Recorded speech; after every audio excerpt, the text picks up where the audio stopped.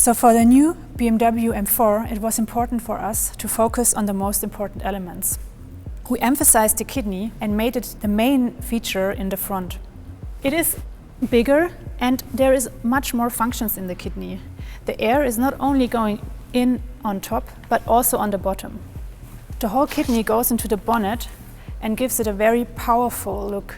Also, we have the typical trapezoidal M graphic down here, which creates the big air intake in the front. We know this theme from other M cars, but now it's even bigger. With the surface on the side, it helps to bring the airflow into the air curtain on the side and goes right onto the wheels. The car has a wider track than the series car. This is good for driving stabilities, but it's also great for design because the car gets better stance. To emphasize this, we have a crease line here in the wheel arch in the front, so the car gets really sitting on the road. When we go in the back of the car, we have the same sharp line than in the front. It's dividing the surface and it allows us to make very emotional surfaces onto the wheel. Also, a new theme is the black rocker, which goes from the front to the rear. It makes the car more lightweight, and it's also designed with very small radii and a very flat surface here, which makes it look like a blade. In the rear, we have also focused on the most important elements, which is the exhaust pipes. The double round exhaust pipes are known with all our M cars. All the surfaces help to emphasize them. They are bigger than the predecessor and they are embedded in a very big diffuser. And the two fins on the side go directly into the carbon fiber, where you also have the same fins in the roof. So the M4 is a simple and bold statement.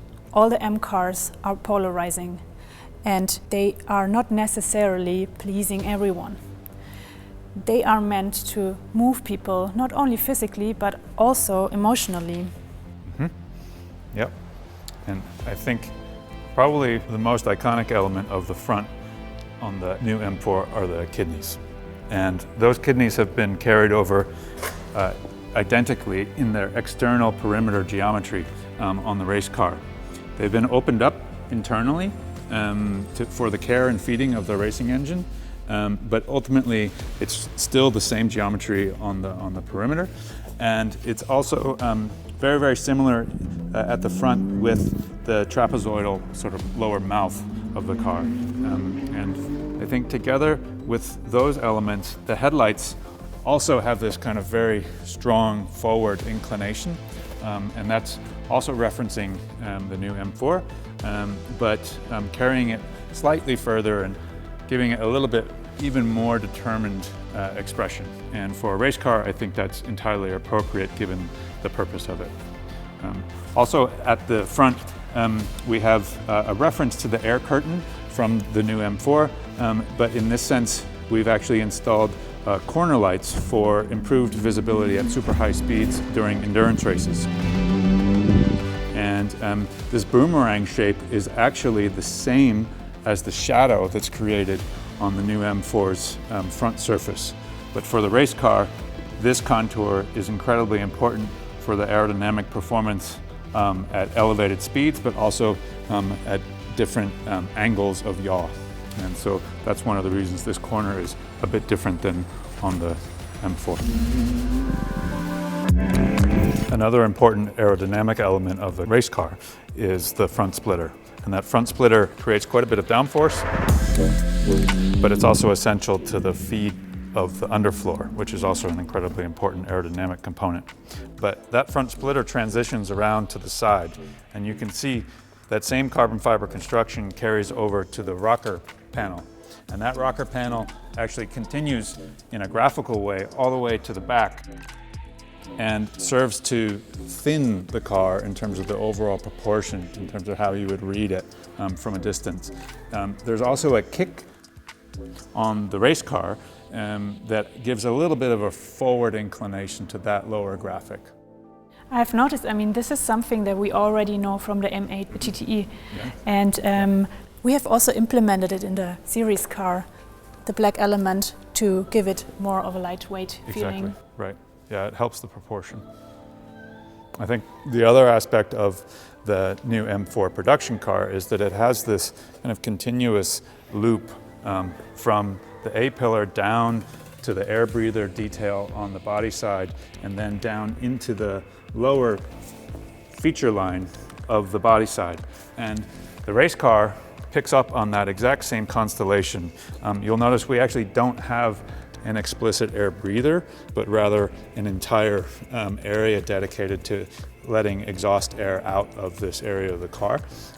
But the contour of that line is referenced directly from the new M4. And so it has that continuity that ties the car together, but also helps to kind of structure it exactly the way it does on the production car. It also looks like you were carrying over the roof. Mm-hmm. Yep. The geometry of the roof and the rear glass is identical to the M4 production car, including the fins, but also this very flat rear glass. And that very flat rear glass is essential to an efficient feeding of the rear wing. And that's what makes the new M4 such a great basis for the race car, is that the rear wing, which balances all of the downforce that we gained at the front with the front splitter, with this rear wing. And it really makes for a great handling car. Let's see the back. I have noticed before that it looks very different to the production car.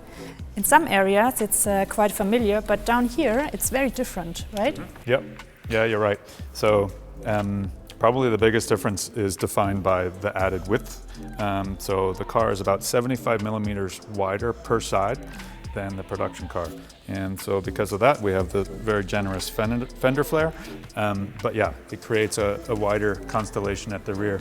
The lights are carryover from the production car. This geometry is all identical.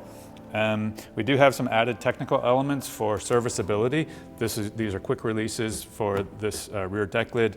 This whole rear diffuser area pops off for easy replacement in case of race damage. And then if we move across to the diffuser, you'll see this is all open, whereas on the production car it's more closed. That's to evacuate more heat and pressure buildup. We have the diffuser strakes and fins. And then where the production car has the reflector, we actually have an air outlet for the rear wheel arch, but the line very much references the production car quite literally. All right, I mean, this shows quite clearly how these two cars are developed from the road to the racetrack and from the racetrack to the road. Mm-hmm. Yeah, exactly. And I think it also demonstrates how great of a basis the M4 production car is to become a race car. It has such iconic elements, and it also has geometry that really lends itself to being a high-performance, efficient platform for a race car. And I think we could both be proud. Yeah, it's very exciting, and I think these both cars are so refreshing. Yeah, cool.